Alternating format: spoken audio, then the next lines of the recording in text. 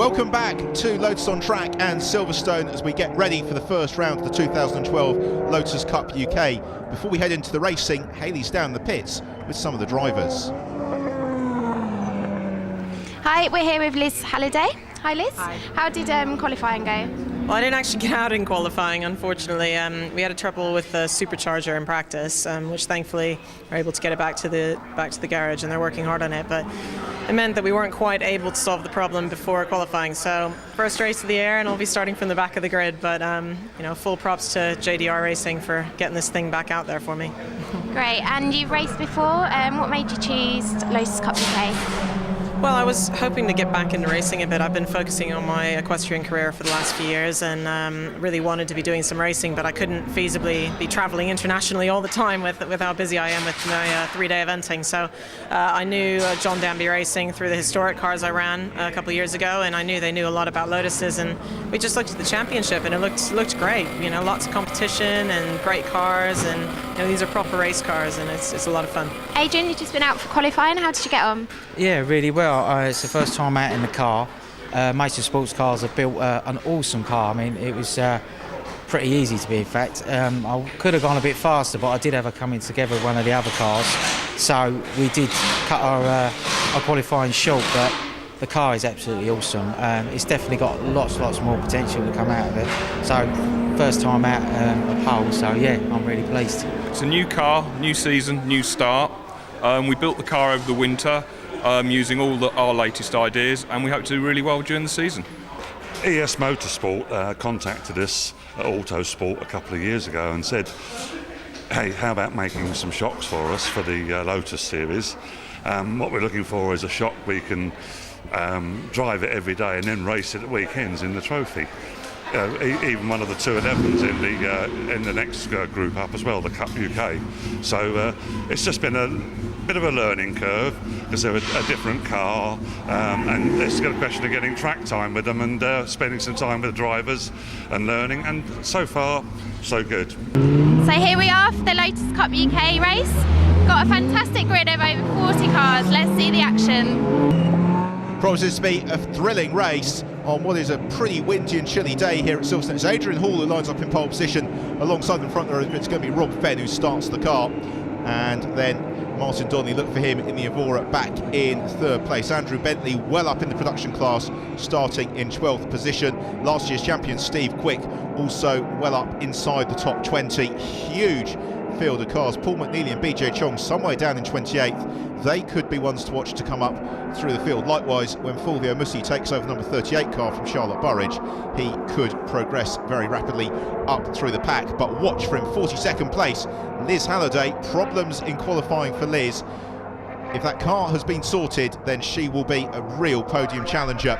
Rolling start as ever in Lotus Cup UK, and away we go. It's a good start from pole from Adrian Hall, who is going to lead the pack into Copse Corner for the first time. Martin Donnelly trying to bully his way up into second in the Evora. David Harvey in a somewhat unique 340R in amongst the production front runners Warren Scott and Ken Savage, going door handle to door handle as ever, is up towards Beckett's for the first time. It is Adrian Hall who leads it. Martin Donnelly is second, and then Rob Fenn in third, with Chris Setters up to fourth position. Campbell Cassidy also looking to, I think it's Chris Randall, in fact, in the Europa, looking to make progress in fifth position. Everybody streaming through and down the hanger straight for the first time. But it's Adrian Hall who's got the advantage, having converted pole position. But Donnelly launches a move up the inside into Stowe Corner. He left that so late on the brakes, and through he comes to take the lead of the race away from Adrian Hall in the first lap. We're in car with Liz Halliday as she looks to elevate herself up through the field. Seems to be doing that with quite some success at the moment, down the hanger straight, blasting past some of the production class cars as the race leaders already into club. And now that Donnelly's got the lead, will he be able to pull away? This car is pretty much fresh out of the box, and they were saying after qualifying there's an awful lot they need to do to really sort that car into a competitive proposition, but at the moment it's looking very good as it is. Halliday still in the traffic here. She's just up behind Clive Wills in the number 6 car. Should be able to pick away past a couple of the production cars now en route to Abbey. Here we go, up through the gears, plant the right foot, 3 abreast just ahead of her. That's going to be very busy as Chris Randall has come up into 4th position. Good battle as well between Mark Gooday and Steve Train, a little bit lower down in amongst the 211s. Steve Train, the bright blue car, as everybody streams through. There is Ken Savage in the number 2 car. Ken, who lost last year's championship in the cruelest of circumstances, will be looking to make the 2012 championship his, but he is being pressurised by Stuart Plotneck as we get the change for 3rd position, and Chris Randall goes through past Rob Fenn, the Lotus Europa. Started going very, very well towards the end of 2011. Reliability's been the issue with that car, but if it can keep going for the whole hour, then it really is a race-winning proposition. But Rob Fenn immediately back onto Chris's tail, looks to try and pile the pressure on in the Go Green Motorsport car, through to complete the lap, and it is Martin Donnelly, the former Lotus Formula 1 driver, who leads the way from Adrian Hall in 2nd position. 3rd place is Chris Randall. Everybody else is fighting for 4th, and it's just Chris Setters, or is it Rob Fenn, around the outside through Cops Corner. He's got Mark Gooday as well, with Steve Train looking to join into that scrap. Simon Deacon is there or thereabouts as well, just towards the back of that queue. And in fact, it's Mark Gooday who has somehow come through into 4th position in the Lotus 211. Very distinctive looking car, but then he runs wide through Beckett, and Rob Fenn is going to reclaim that place around the outside. Through goes Fenn, and Gooday is now going to have to challenge down the hanger straight. Production cars all streaming through, with Liz Halliday in amongst them, still continuing to pick her way up through the field with so many cars. She's going to be overtaking really throughout the entire duration of the race, but she's cleared 10 or so on the first lap already. Again, Gooday and Fenn continuing their scrap, and Mark Gooday once more runs wide, and that is going to allow Rob Fenn back through. So Gooday, we saw him run wide at Beckett's. He also fails to get the car into the apex at Vale, so he slips down momentarily once more into 5th position, accelerating on towards Abbey. The leading trio now braking well clear. They're going to be close enough to challenge into Abbey, not quite, so he just follows through on to the tail of Rob Fenn. Donnelly remains in the lead of the race, with Adrian Hall in a very solid 2nd place, and then Chris Randall coming up nicely in 3rd place in the Lotus Europa.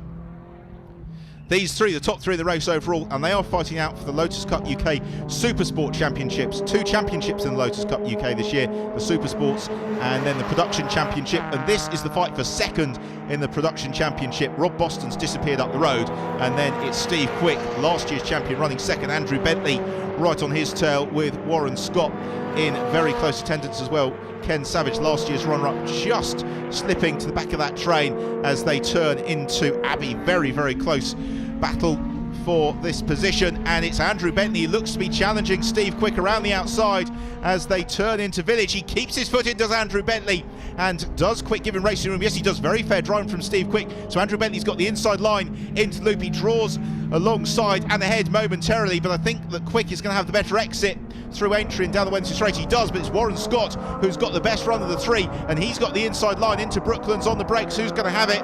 Scott noses ahead, but has he got the car slowed down enough? No, he hasn't. He runs wide. Steve Quick immediately goes through, and around goes Warren Scott, his 2nd spin of the weekend at Brooklands. This one, though, with less injurious consequences. He should rejoin fairly easily once he finds the gear. So here is Rob Boston, the production class leader, in pursuit of David Harvey. But look at this, Liz Halliday is scything up through the pack. She is now well into the production class battle in the 37 Lotus 211. Of course, she is racing for Supersport Championship points, but is making excellent progress up through the race. Right here is a replay of Warren Scott's adventures. He was just too quick into Brooklands, then too enthusiastic with the right foot. Around he goes, losing several positions into the mix. So unfortunate there for Warren Scott. Back to the lead of the race overall, and here's Martin Donnelly, who still leads it from Adrian Hall. A pair of them having a tussle that's really keeping the crowd here at Silverstone very, very entertained. And Donnelly, you would argue, punching a little bit above his weight in the Evora, because Adrian Hall's been all over his tail, but he's just not been able to find a way past the very wily, very experienced Martin Donnelly. This is looking good for Adrian Hall, though. In 2nd place, he looked very impressive in qualifying earlier on. A spin for Chris Setters, so that takes him down from about 5th position. Not quite sure what happened there. We've also got a spin out of shot as well from Steve Train, so Train rejoins as well. So the place lost by Chris Setters, he's probably regained, because Steve Train spun almost immediately. So they both rejoin. They're still well into the top 6 of the race overall, as the Steve Quick and Andrew Bentley battle remains, with now Liz Halliday onto their tail, trying to pick her way past them. And this is going to be tricky here for Liz, because Bentley and Quick have been involved in this battle really throughout the entire race, and they're just concerned with their own race and the production championship points. She's right in car with Liz Halliday accelerating down the hanger straight, flashing the lights, letting the two ahead know that she's there. Andrew Bentley sees her, Steve Quick sees her now at the last minute.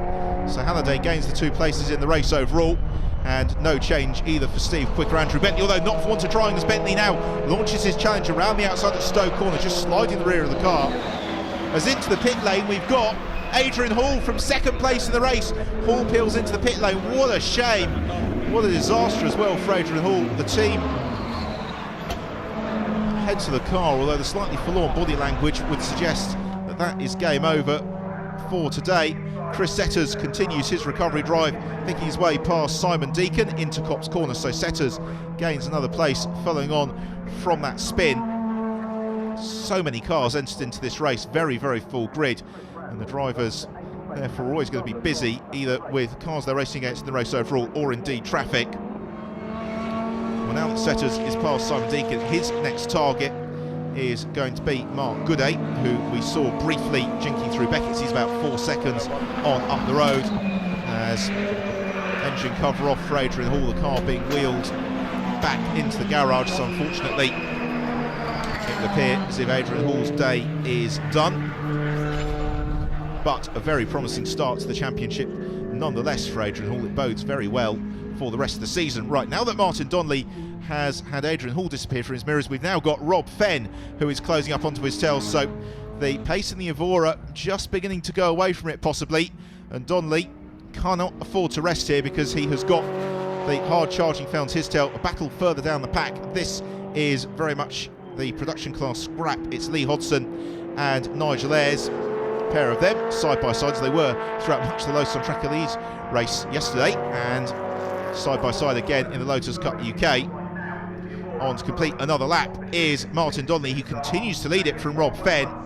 We are going to go for a short break from the action here at Silverstone. Join us in a few moments' time to see who will prevail in the first round of the 2012 Lotus Cup UK.